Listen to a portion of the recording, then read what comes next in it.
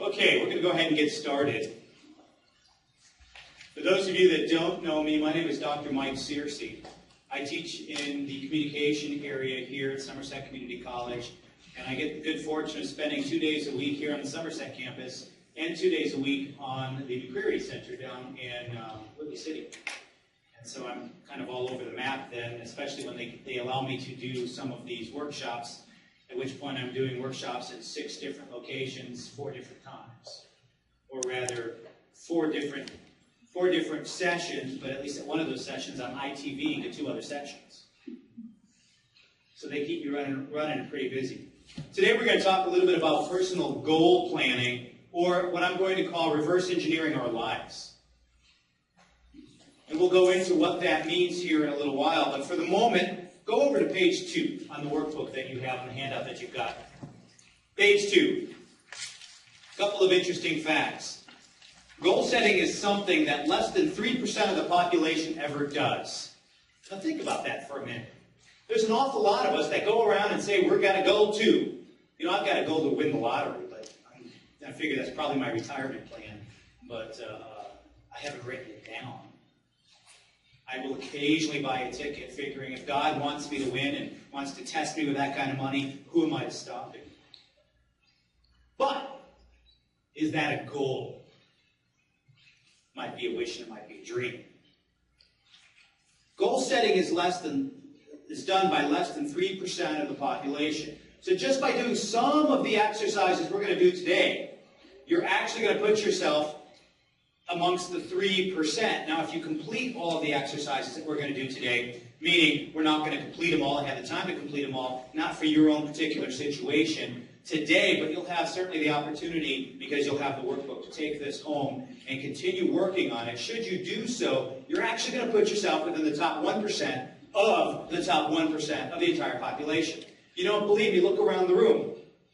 There aren't that many people here.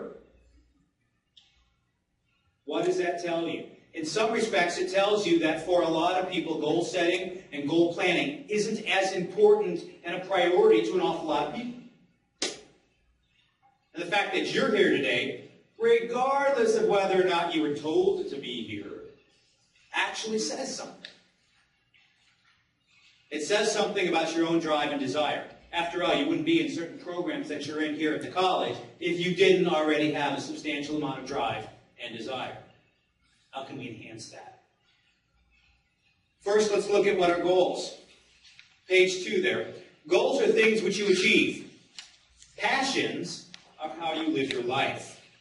For example, earning a black belt in karate is a goal. Being a martial artist is a passion.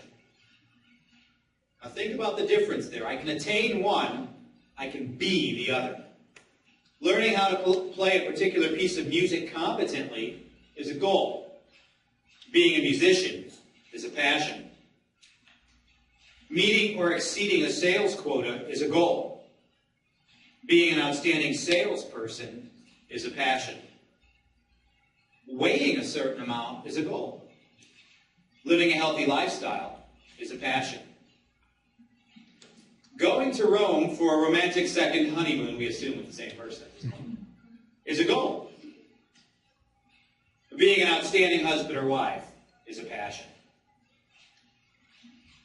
Goals are something we can actually achieve.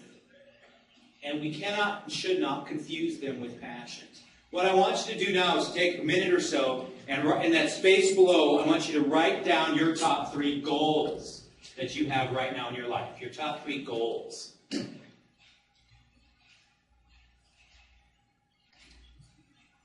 It's always exciting to see, as a teacher or a workshop presenter or as a trainer, you ask people to do something, those pens just frantically moving.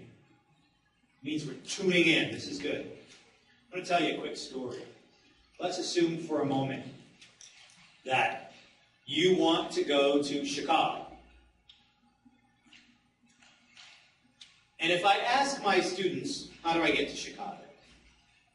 They might sit down and study a map, and let's say that they're planning on going. They study that map with diligence, and they've taken down all the notes they want to take, And then they get in the car, and they drive for about 20 minutes. They come to an intersection they don't quite recognize, and they think to themselves, oh no, I left that map on the kitchen table. Doesn't matter. They take a right turn, they switch the radio station to something with a beat to it, and off they go. What are the chances they're ever going to get to Chicago? They might get there, but not without a little bit of trial and error, not without kind of losing focus. Perhaps they wind up in Memphis, and then Iowa City, and eventually come back around to Chicago. And you know, that becomes part of our problem, is we have a tendency to look at a map, and then we leave the map on the kitchen table. When I ask my students, especially in this area, how do you get to Chicago? A lot of them that are adept enough will think about it and go, oh, that's easy.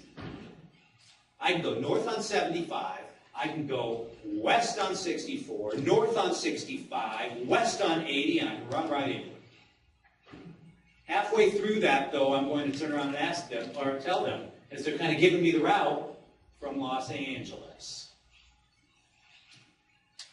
At which point, they look dismayed.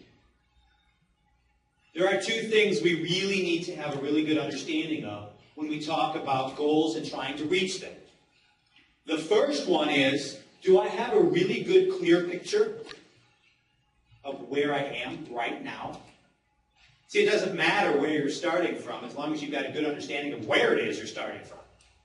Because if you think you're halfway down the road, more so than you already are, what's the likelihood of you actually getting to where you want to go? It doesn't work. The first thing we really need to pay attention to is, where are we right now? And in fact, that happens often, especially for those of us that are advisors and are doing advising and faculty work and things like this, and a student comes to us and says, I'd like to have this as my end result. Well, great. You need Math 150. I don't think I want to do that. What do you say? Let's get started with your Math 55 and get rolling. Or Math 65. It doesn't necessarily mean you're ready for 150. It may mean that you've got to take a running start to it, and that's okay as long as you've got a really good understanding of where we are right now. And the other thing, of course, is, where do I want to be? Where do I want to be? Because then it becomes drawing the steps in between where we are right now and where we want to be. See, we have a tendency sometimes, and I have a friend of mine who I've known for many, many, many, many years, who is the manager of a grocery store in the Chicagoland area, a grocery store called Jewel. And this friend of mine forever always wanted to be a school teacher. And while she was going to college, she was looking for a job so that she could help pay for school. So she got a job at the grocery store, at the Jewel store. And so she started doing both. And then eventually they started adding more hours on to her work. And she decided at that time she couldn't turn it down because she wanted the money for whatever it was she was spending the money on at that time. Then they offered her a promotion, department manager. Then they offered her a promotion, assistant manager. Then they offered her a promotion, store manager. What happened to this goal of becoming a teacher? It kind of gets put on the wayside because we've lost focus. We've lost focus. What is it that I actually want to do? Because we get handed some things that look good. And at the moment they look good, but if you sit down and talk to her right now, what is she going to tell you? I missed something in my life because I really wanted to be a teacher. And being a teacher was what I thought and where I thought I was going to make a difference. And then all this stuff came up. And so she started taking on all these things. And we kind of lose focus of where we're going. And we wind up looking an awful lot like page 3.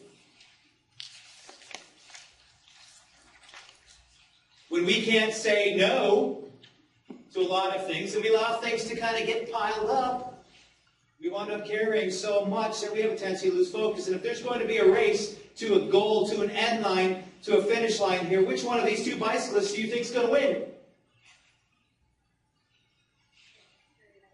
The one not carrying everything, right? The one who's actually able to ride it. Not the one with all those boxes piled over their heads, sky high. Focus tends to be the key. And this is what we need to pay attention to when we're looking at or thinking about any goals whatsoever. Because if we get to that point that we're feeling overwhelmed, we lose sight of what we're actually doing. And as a consequence, we lose balance. And if there's anything that your goals need to tell you, or you need to be able to speak to with respect to your goals, it's balance. We're going to talk about how to get to that balance here in a little while. So, page 4, just what are your goals? How do we obtain them? Are they wishes or are they dreams? Wishes and dreams are a goal that's not written down. Wishes and dreams are goals that are not written down.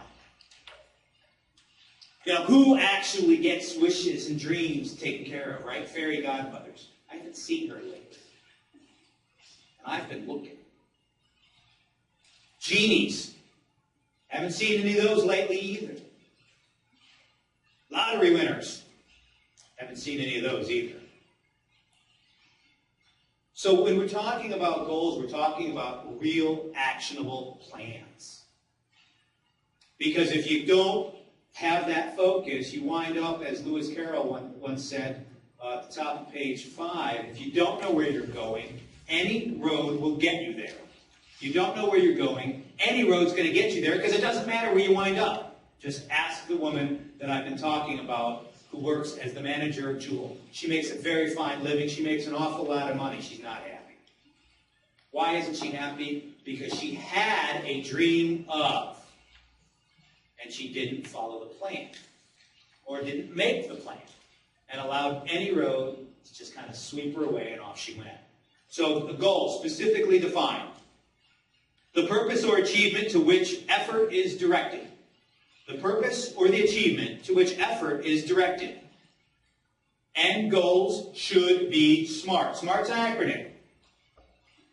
Stands for specific, measurable, attainable, realistic, and T can stand for timely or it can stand for tangible. But goals need to be SMART. When we start putting whatever goal we're putting together down, and writing them down and putting that roadmap together, they need to be SMART. Specific. Let's look at that at the bottom of page 5. A specific goal has a much greater chance of being accomplished than a general goal. To set a specific goal, you must answer the 6 W questions. Who? Who's involved? What? What do I want to accomplish? Where? Identify a location of where you're going to accomplish it. When? Establish a time frame. Which? Identify the requirements and the constraints. And the why? Specific reasons, purpose, or benefits of accomplishing this goal. And I've got news for you. An ounce of interest is worth a pound of effort. An ounce of interest is worth a pound of effort. If you're interested in the goal, you've got a greater chance of accomplishing it. If the goal happens to be something that somebody told you, you know what you need to do? You know what you need to do? How often do we hear that from people and just kind of go, ugh, you know what you need to do? Now, it's even worse when that person is a relative, mother, father, teacher, spouse, or pastor, minister. It doesn't matter. If it's not something you're primarily and personally interested in, it doesn't make any difference. It's going to be a heck of a thing to do, and not pleasant. So, an example of specificity. General goal would be get in shape.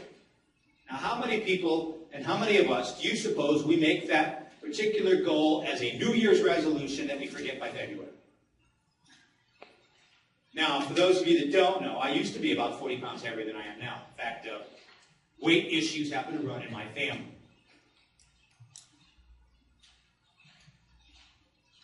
And I used to do that every year.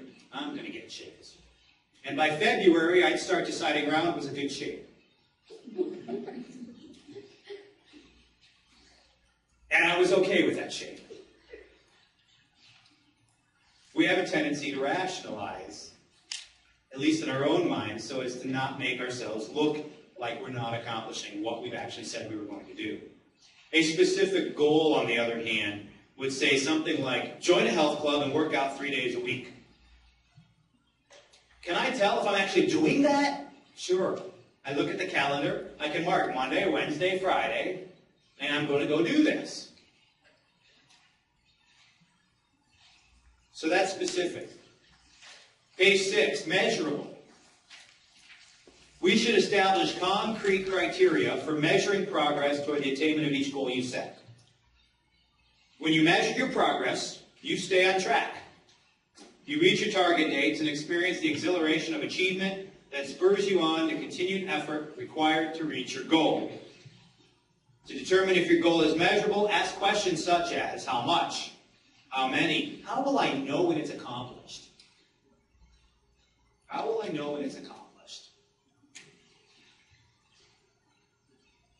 How much? How many? Is it measurable? You know, I have a scale in my bathroom. A lot of people do. And yet, when I was specifically working on losing some of the pounds that I wanted to lose, you know where that scale was? The foot of my bed. And I became obsessed. And before I go to bed and after I get up, I'd step on that scale to remind myself, what am I doing? Yes, I became obsessed, sometimes to the point of not quite being healthy, but realism has to set in eventually. How much, how many, and how will you know when it's accomplished? When we're talking about that martial art as being a passion, obtaining a black belt is a goal. How do you know when you've accomplished it? When they hand you the black belt and you didn't have to buy it at the store. At that point, you know. At that point, you know. Attainable. When you identify goals that are most important to you, you begin to figure out ways you can make them come true. You develop the attitudes, the abilities, the skills, and believe it or not, the financial capacity to reach them. You begin seeing previously overlooked opportunities to bring yourself closer to the achievement of your goals. You can attain most any goal you set when you plan your steps wisely and establish a time frame that allows you to carry out those steps. Goals that may have seemed far away and out of reach eventually move closer and become attainable. Not because your goals shrink, remember, an ounce of interest is worth a pound of effort, but because you grow and expand to match them. When you list your goals, you build your self-image. You see yourself as worthy of these goals and develop the traits and personality that allow you to possess them. When you actually reach these goals, you build your self-image. You know, you are a cherished and unique human being. You wouldn't be here and you wouldn't be in a program here at the college if you didn't actually value yourself at some level. And if you are a valuable human being, make your goals something that are worthy of you. Make your goals something that are worthy of you. Because it's well worth your time to be here. And if it's worth your time to be here, it's well worth your time to actually go reach out and achieve other things as well. Because if they're of interest to you, it doesn't matter how high they are if they're attainable. It may take a little longer. Of course they are. They will. But they can be done, and they actually become easier because they're of interest. The R in SMART, realistic. To be realistic, a goal must represent an objective toward which you are both willing and able to work. Willing and able.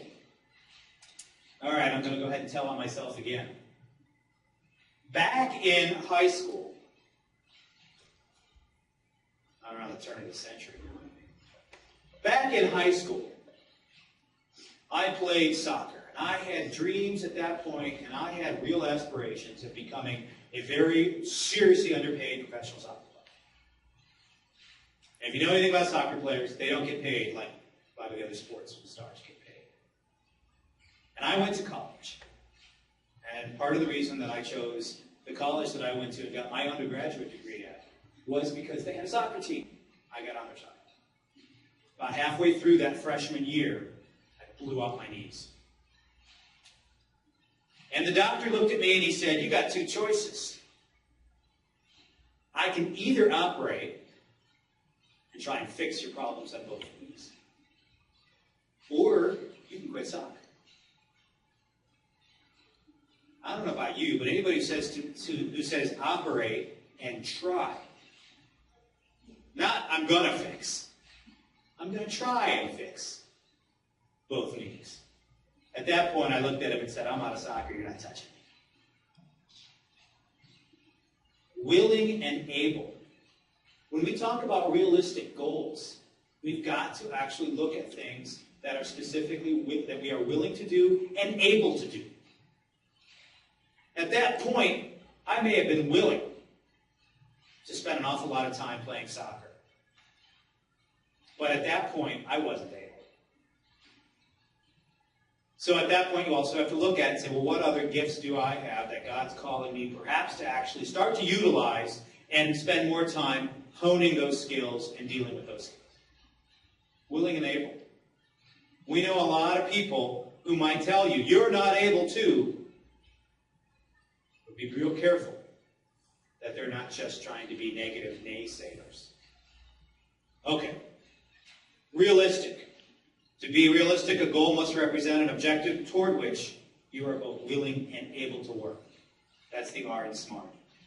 Finally, the T, timely. A goal should be grounded within a time frame. With no time frame tied to it, there's no sense of urgency. I'll get around to it when I get around to it. If you want to lose 10 pounds, when do you want to do it by? Someday?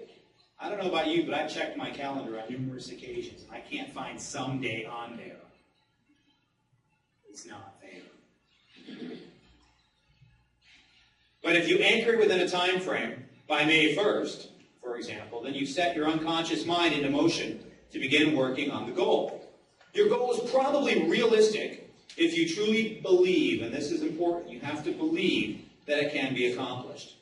Additional ways to know if your goal is realistic is to determine if you have accomplished anything similar in the past, or ask yourself what conditions would have to exist to accomplish the goal. Now think about that for a minute. You have to truly believe. Now in previous workshops, I spent some time specifically talking about belief. Specifically talking about mental programming. If, for example, you can buy the analogy that your minds are very similar to a computer, then your programming is that language in English, normally, or whatever your primary language is, that you use to yourself. Because we have conversations with ourselves all the time, and it doesn't make you crazy. It makes you normal.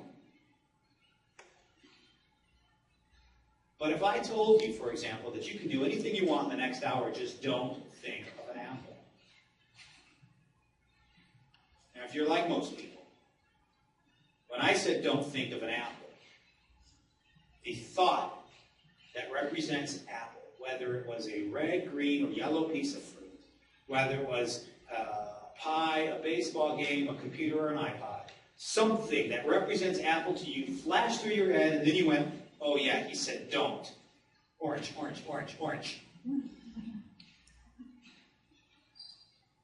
The mind will process action far more quickly than it will process negation. The mind will process action, think of an apple, far more quickly than it will process negation, don't. If you truly believe something, you allow your subconscious mind to begin to work on it. Program yourself into belief. You can do this. I teach public speaking. And a lot of my students will prepare themselves for their speech in exactly the wrong way. What do you mean exactly the wrong way? They will come up and they'll prepare themselves and they'll get ready for their speech that day, and they'll say to themselves again and again, don't be nervous, don't be nervous, don't be nervous, don't be nervous. And then they go up to the podium. What are they? Because the mind will process action far more quickly than it will process negation. Be nervous! And they're telling their brain. The psychophysiological measures of nervousness begin to actually grasp them because they program themselves to be so. You can think yourself into various moods, can't you? And if you can think yourself into various moods, somebody says something to you that is the greatest information in the world, and all of a sudden you're excited and you're happy. And your physiology follows suit, doesn't it? Somebody gives you the worst, most horrible piece of news in the world, and all of a sudden you're down, and you're sad. And your physiology follows suit. The communication you have with yourself is very, very vital to not only setting yourself up for things, but also in the same way to accomplish your own goals. If you believe, you can do it. It's possible. But you have to have that belief. And it's that important. T can also stand for tangible. A goal is tangible when you can experience it with one of the senses. Taste, touch, smell, sight, or hearing. When your goal is tangible, you have a better chance of making it specific and measurable and thus attainable. How many times have we heard about somebody that we know in our sphere of influence, in our sphere of contacts? Oh, they got offered that great, beautiful job, and they're making a lot of money with great benefits, and they get to live on the island, or whatever the case might be. And you're excited, and you think, wow, what a lucky person. What a lucky person. Do you think people get offered jobs really if they're not really qualified for them? Yes, it happens. But not very often.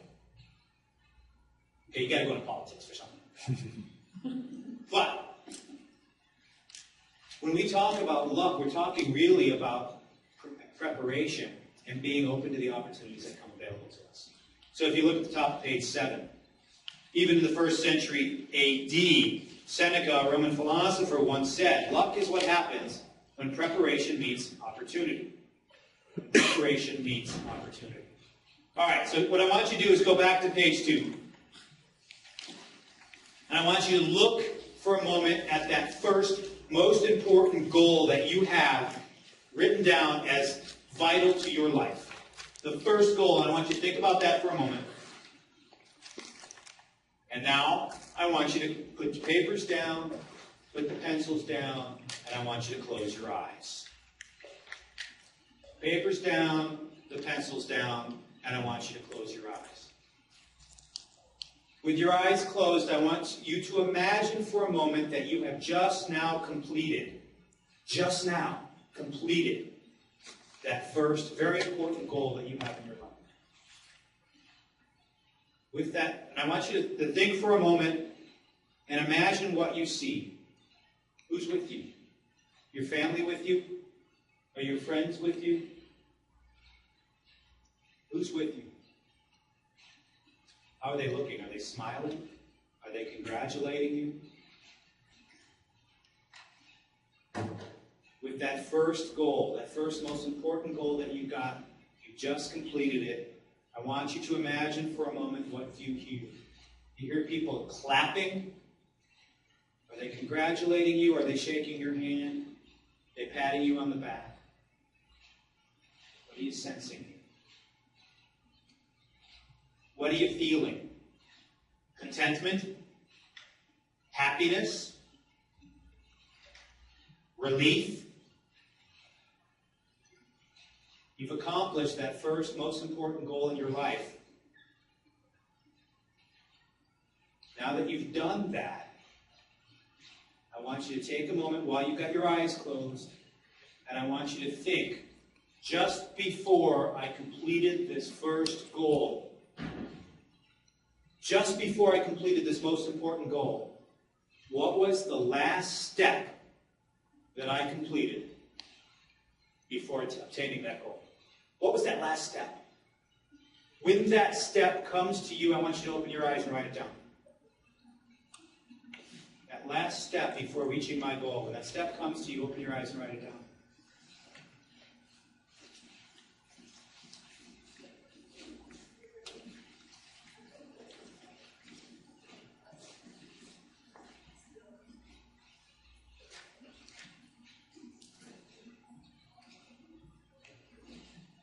Now, I'm not going to ask you to do this for every goal and every step between having obtained that goal all the way back to where you are right now. But when I talk about completing this exercise outside of class, this is what I'm talking about having you do. Take the time to do this because it's that vital and that important to you. It's what we refer to as reverse engineering. Reverse engineering our goals. Now, in terms of reverse engineering, as a definition itself goes, look at the middle of page 7. Reverse engineering is taking apart an object to see how it works in order to duplicate or enhance that object. The practice, taken from older industries, is now frequently used on computer hardware and software. Software reverse engineering involves reversing a program's machine code, you know, that string of zeros and ones that are sent to the logic processor, back into the source code that it was written in, using program language statements. Do this for your goals. What might this look like in real life? Look at the box. For adults, this technique can help identify their job or career goal and organize the necessary steps, working backward to accomplish it. For instance, before getting hired for the desired position, they might have to, in reverse order, number 7, complete an internship. Makes sense? 6, take all the required courses at a university or community college. 5, get accepted into the program. 4, apply to schools. 3, research schools that have the academic program desired. 2, job shadow a few individuals working in the desired job. And 1, conduct informational interviews with people working in the desired job or career field. Do you really want to do this? Of course you do. And when you do, for example, number 1, conduct informational interviews with people working in the desired job or career field, we might find, you know what? I thought I wanted to do this, but it's no longer for me. Something I found out tells me, no. There's an awful lot of people that, for example, are really serious extroverts and people, and they got to be with people, and they get their energy from people, and then they go through all the accounting classes to become a CPA. Are they going to be happy? Probably not. Why? Because the job of a CPA is one where you're going to spend a lot of your time alone working with numbers. You know, I have to laugh when we talk about, for example, you know, the interview with the mortician who says, and why did you take this job? Because I like working with people. You kind of hope they're live people. Reverse engineering. And this can work with even organizational goals.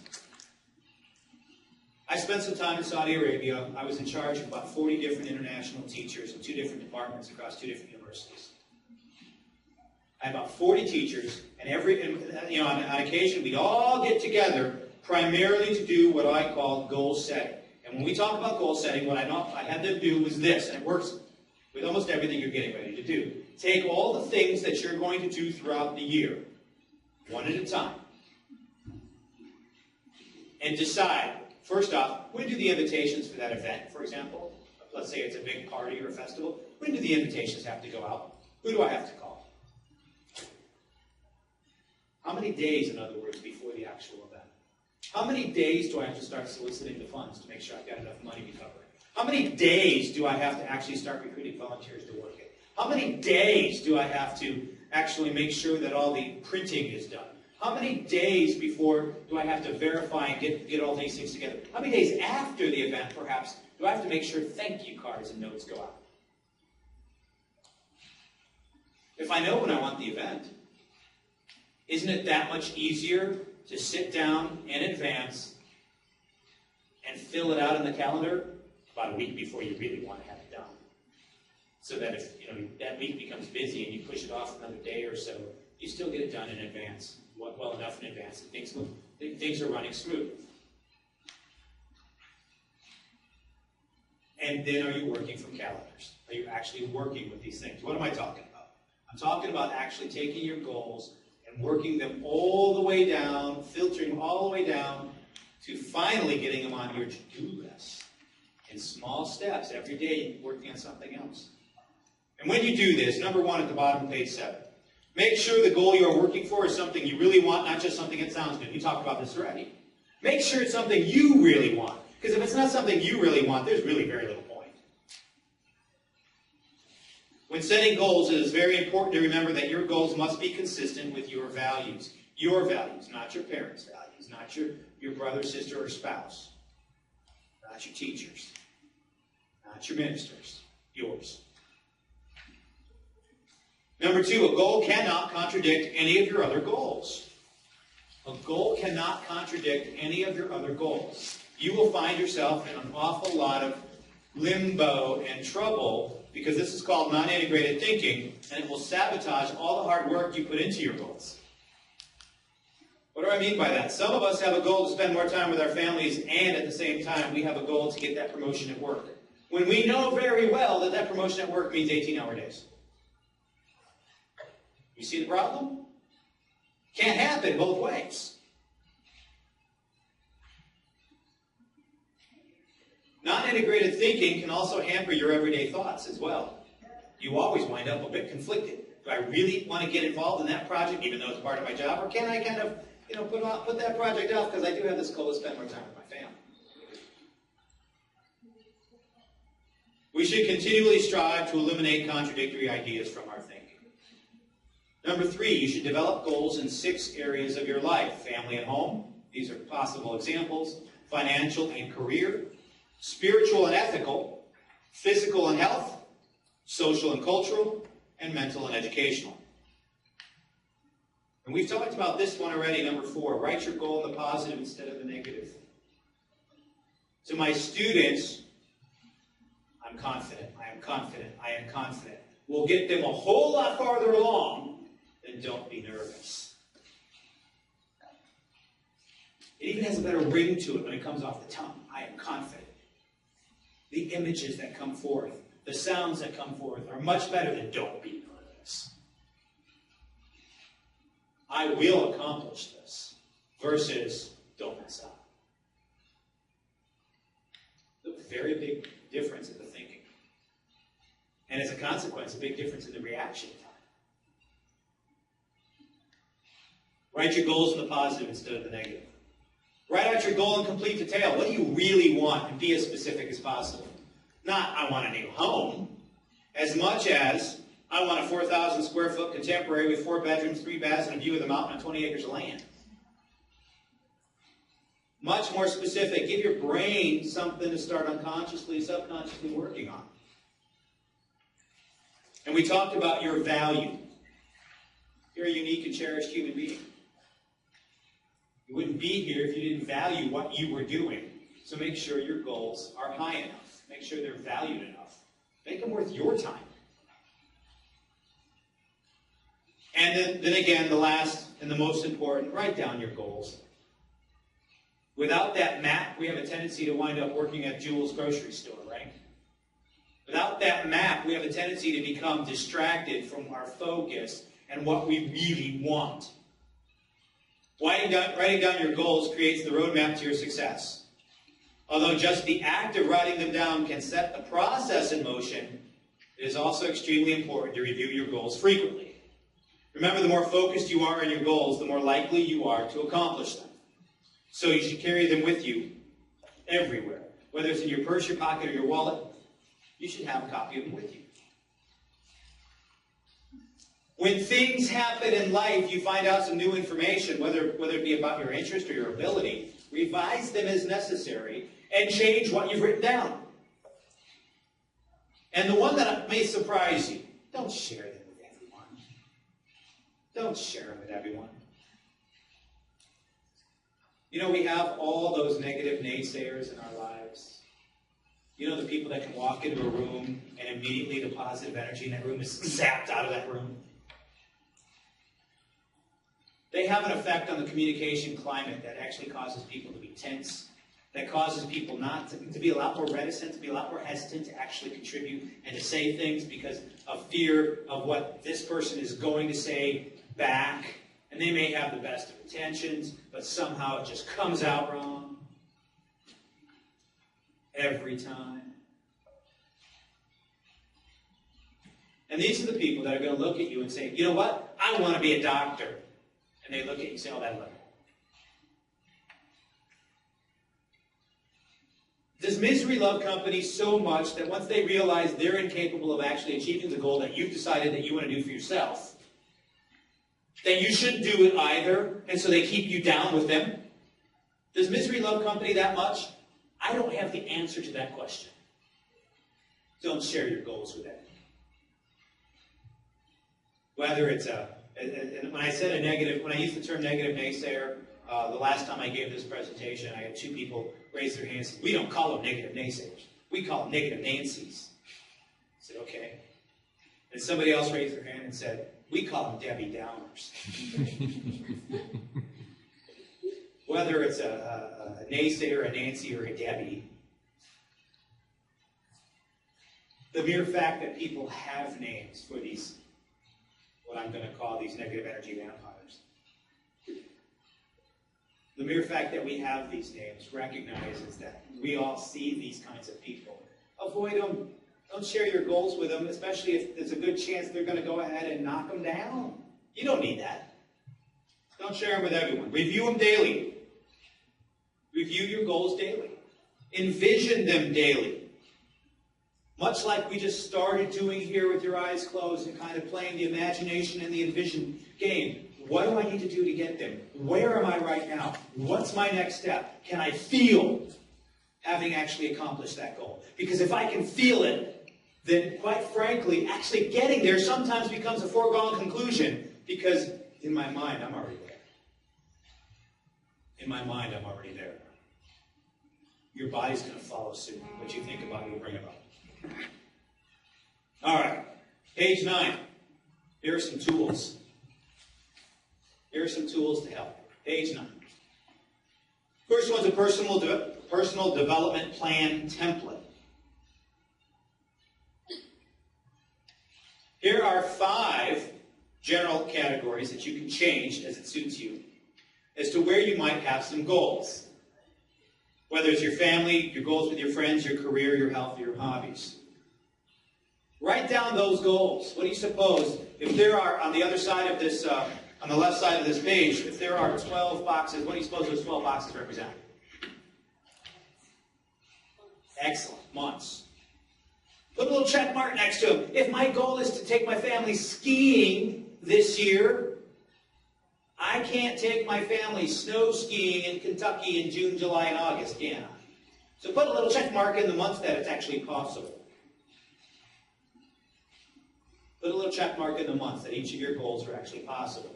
And then by looking at this, you can begin to see, where is balance? Am I trying to do too much in any given month? Where's my balance? Because if the balance isn't there, you're going to run yourself ragged. You're going to become that overwhelmed guy in that first picture with the bike. You can push that bike just barely, but the boxes are stacked above my head. Page 10. If I can label this down to months, my next step is to bring it down to weeks. What am I going to work on specifically in this goal during this time? Okay, so what's the role of this particular goal? Sharpen the saw. Hone my skills. Study this knowledge. Master this body of knowledge. Whatever it might be.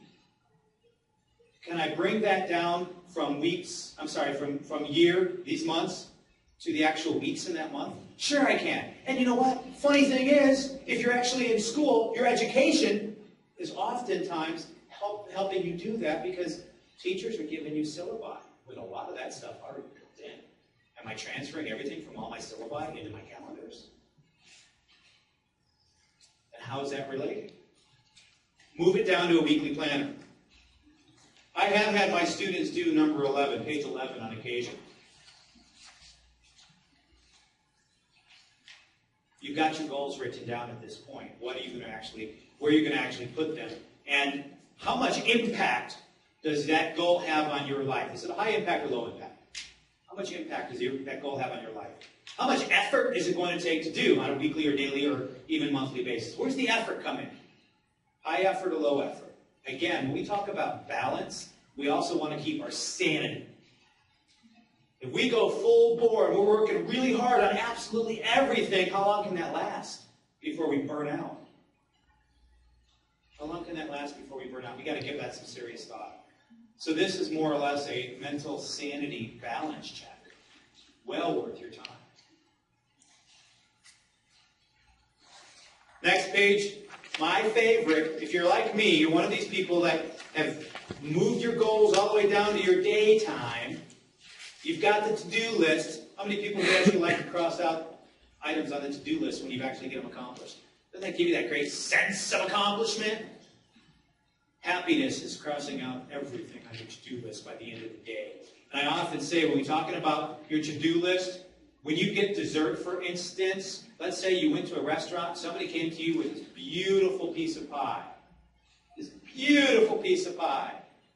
And you begin eating the pie. Most of us start eating the pie from the wedge point, right?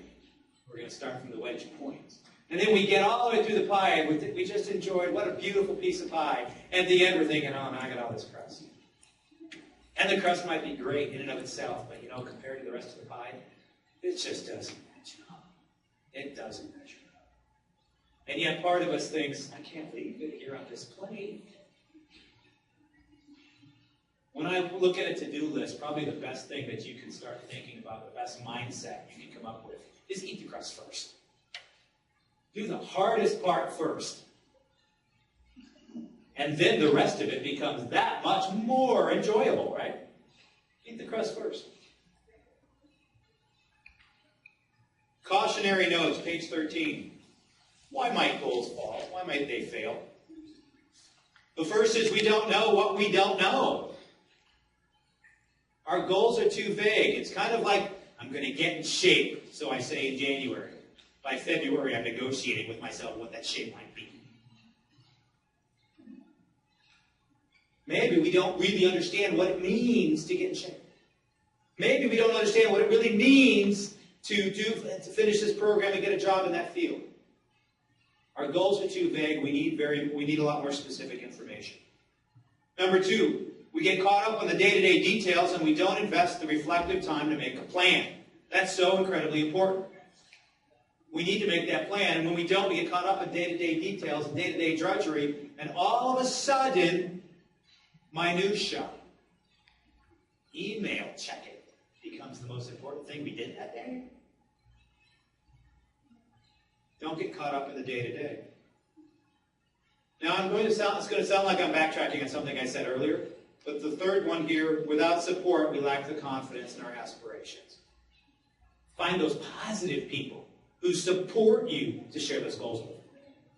Find those positive people who support you. Don't share them with everyone, but share them with people who will support what you're trying to do.